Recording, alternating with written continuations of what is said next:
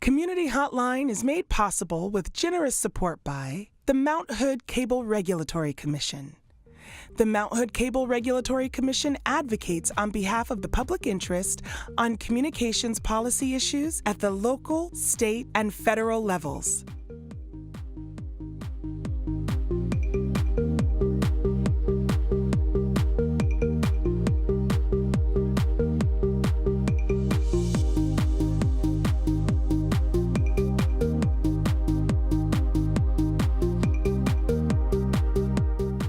Hi, and welcome back to Community Hotline. I'm Monica Weitzel. We're here in Gresham at MetroEast Community Media, and now we're going to be talking with Birch Community Services.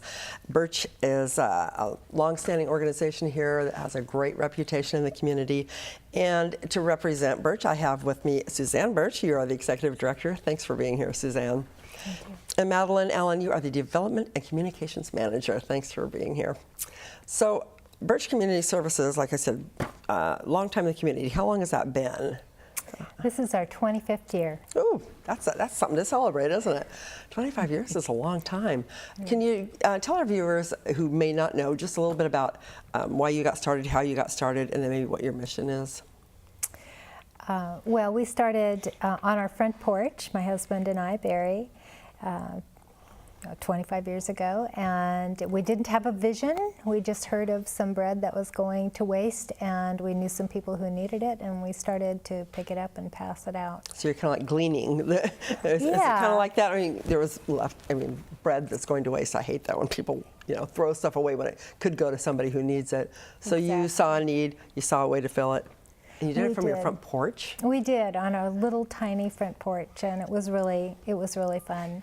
The mission really has evolved over the years to, it took a while for our board to really try and encapsulate everything we wanted to do in just a few sentences, but basically we want to provide a community where people can be responsible and accountable for having their needs met through an environment where they do the work themselves, and then they become sustainable that way. I think that's one of the things that impresses me most about Birch is that you're not just a food pantry where somebody comes to get food, or a clothing pantry or whatever. You're not just giving things away. You're teaching people how to pull themselves out of that situation. How to don't you have classes and things like on how to manage your money and that kind of thing? Can you tell me what?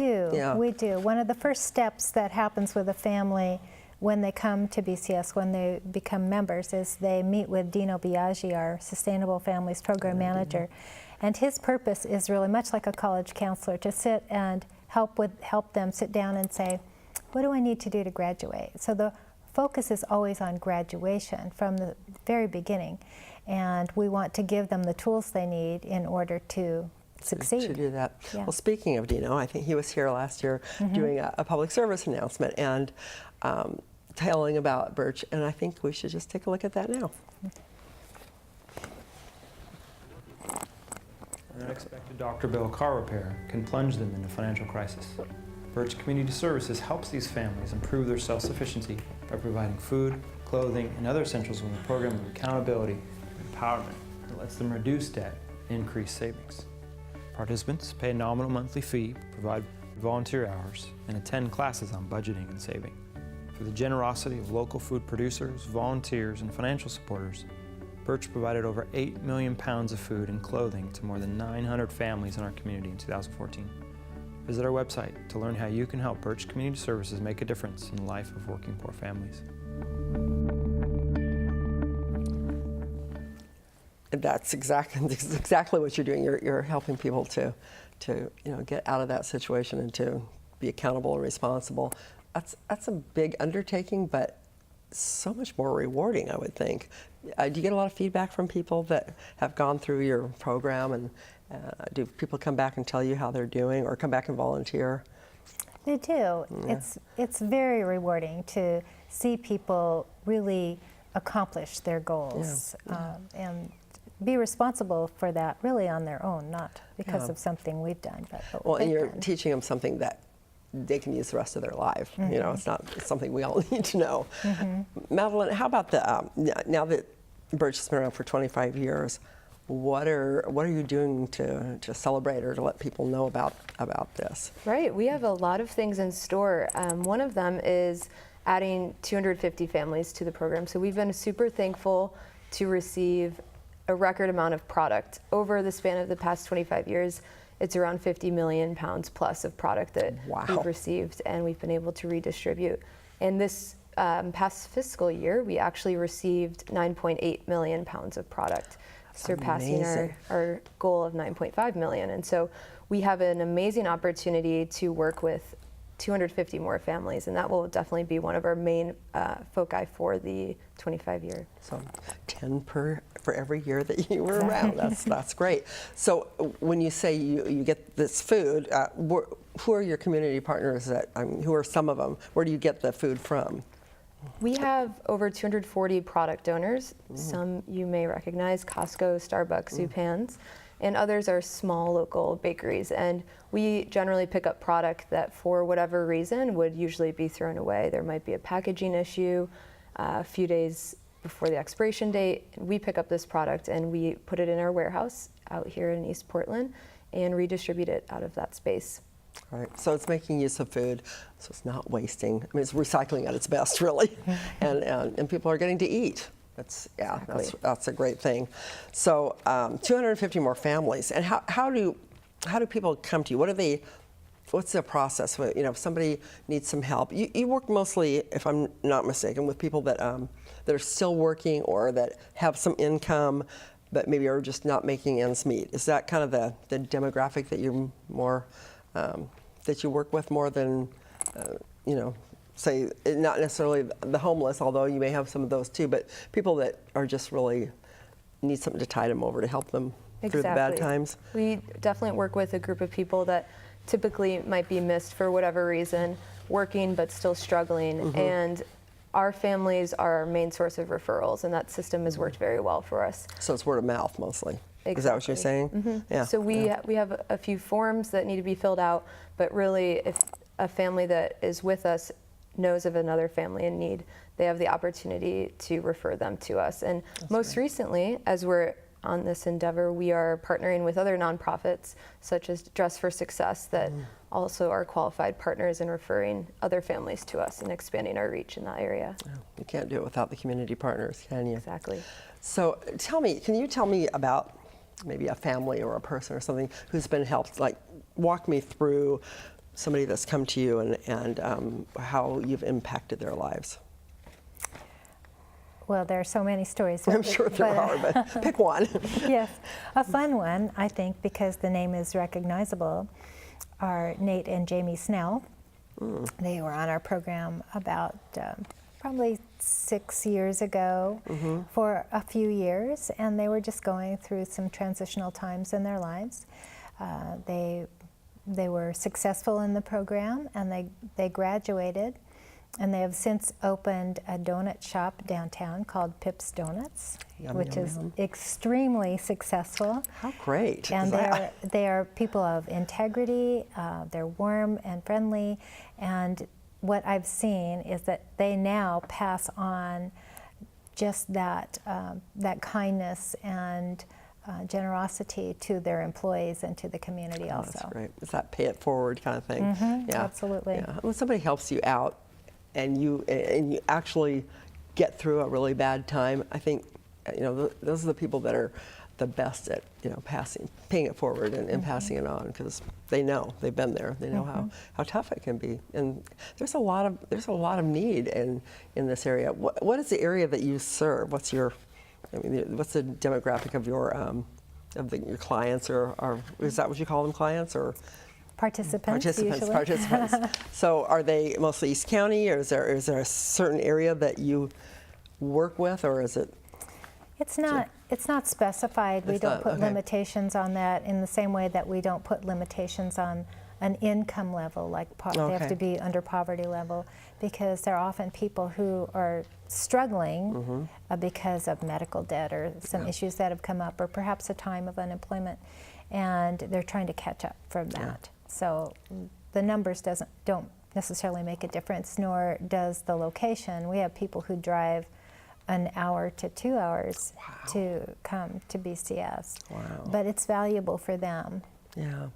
What other workshops or classes do you have available? You have the financial part. Do you have other things that people go through? It seemed like at one time I heard that you were doing some like cooking classes or something like that. Do you do that still? We have a vegan cooking class going on Do? tonight. Oh, that's great.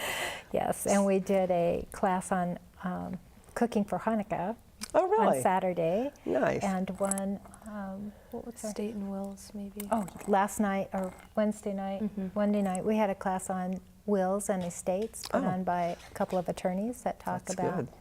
getting their people getting their act together in that Yeah, way. yeah. Those are really important things. So, so much more than just providing a meal to somebody, and I like that. I think that's what makes Birch Community Services so really valuable to the community.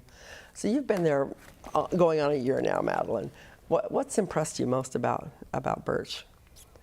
I really appreciate the parallels that exist between the staff and the volunteers and the participants, and how we all do our best to really live out what we're teaching to our families. And I see that organizationally and as a part of the staff, the way that my colleagues treat me and the way that they take responsibility and do what they need to do to get their job done. And that's the sense that I get across the board. And it's really an amazing, especially at a nonprofit, to work with a team that understands and appreciates what they're teaching other people is very important, and I've appreciated that. It is, and you don't see that everywhere. There's a lot. We were talking about there's so many great nonprofits and there's great community groups that are doing wonderful things, but yeah, for them to, for the staff and board to really get that is very important, and that's your best way of letting people know. You're living it. You're living your beliefs and your values. What do you have coming up in the next year? Do you do fundraisers for Birch? How do you keep money coming in to keep your organization going? So we are 60 to 70% sustainable internally as a nonprofit, with the service fee that our families are paying, in addition to the volunteer hours and recycling revenue. So those all add up to help us support what we're doing. Outside of that, we do have an annual fundraiser, which is a breakfast that we have usually in May. And this year, we will be doing something a little bit more special.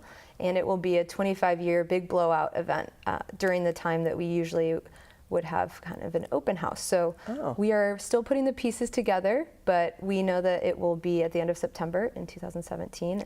And it will involve everyone that's ever been a part of what we're doing, and highlighting the top 25 volunteers and donors, and also... That's going to be a big deal, isn't it? Right. So we're already doing a great job, I believe, at preparing ahead of time. And that's almost a year away. So, I mean, those kind of things do take forever to plan, but yeah, so you're going to be getting in contact with all these people that have been involved in the past 25 years. We really want to make it about gratitude and being thankful for the past 25 years. It's taken a lot of different people to put all of the pieces together, and we couldn't do it without either one of them. So we're really appreciative, and we want to express that through the event. That'll be something for us all to look forward to. Definitely. Let us know when, and we'll put it on our calendars. Before we run out of time here, what do you want us to know about Birch going forward? You've had 25 years. What do you see happening in the next 25 years, and what do you want from the community to help you keep going for another 25? Well, I would say our BHAG, I'm not sure if you're familiar with that term, but it means big, hairy, audacious goal, is I like that. Is to own our own building. So we would hope that would happen sometime in the next 5 years or so. You take up a lot of space we're over like San Rafael, 181st. 81st, okay. Yeah, I toured your facility, and I remember when it said something about the recycling. You have to do all this recycling. You've got lots of space devoted to food, and then there was a lot of people running around, volunteers working, and so getting your own building would be a big accomplishment. So yeah, that'll be something to look forward to. We're just about out of time, so I'm gonna end it here. But I want to congratulate you on 25 years. That's really an exciting accomplishment. It's something you and your husband started from your front porch to now. It's pretty major. So thank you for being such a great part of the community here. Thank you for having us. Thanks, Thank you you, bet. Monica. Thanks for watching this segment of Community Hotline. We will be right back with the Fill-A-Bag program for Snowcap, so please stay with us.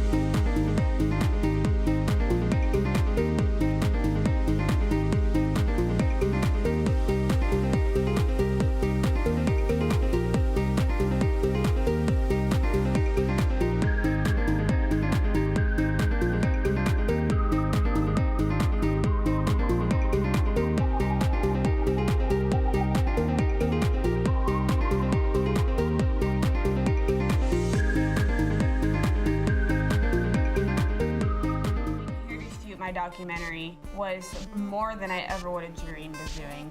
This is a community media station. It was phenomenal. Ready, camera, one. What is it about this place that makes so many different people come together? Ready, camera, two. Very professional, experienced people. You can use these industry standard pieces of equipment. Ready, camera, three. Take three.